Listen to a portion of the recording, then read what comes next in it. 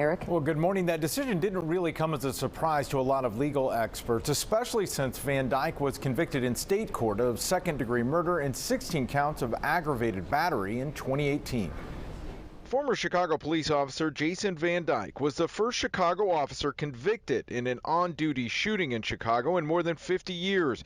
In 2014, he shot and killed 18-year-old Laquan McDonald. The teenager was walking down the street with a knife, ignoring officers' commands to stop, when Van Dyke shot the teen 16 times. The shooting, captured on dash camera video, ignited days of protests after it was finally released about a year after the shooting. Van Dyke was sentenced to nearly 7 years in prison, but only served a little more than 3, with credit for good behavior. He was released this past February.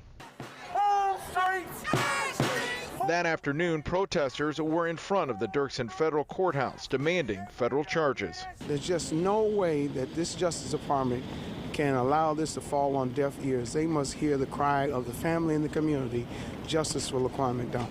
Ron Safer, a Chicago-based attorney who was part of a team that prosecuted 3 Chicago officers accused but acquitted of trying to cover up the McDonald shooting, told WGN's Morning News shortly after Van Dyke's release there was little chance the feds would bring charges. The process was fair. We weren't satisfied with the result.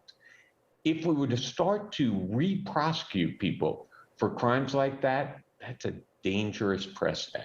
Detailing the decision not to bring federal charges, U.S. Attorney John Lausch says they would have had to overcome a high burden to get a conviction, saying they would need to prove beyond a reasonable doubt Van Dyke deprived McDonald of a constitutional right, and that Van Dyke's actions weren't the result of a mistake, fear, negligence, or bad judgment. The U.S. Attorney's Office says it made the decision after consulting with McDonald's family. But after Van Dyke was released earlier this year, the family was torn between fighting for federal charges or for more police reform. The time of the citizenry would be more well spent in changing the laws in which the police are governed by, as opposed to trying to go after one officer and extend his prison time. The family not seeking federal charges, just the family is seeking federal charges. Now, after the shooting, the Department of Justice investigated the Chicago Police Department and issued a consent decree ordering hundreds of reforms. The department is still working on achieving many of those reforms. We're live in the newsroom. I'm Eric Rung, WGN News.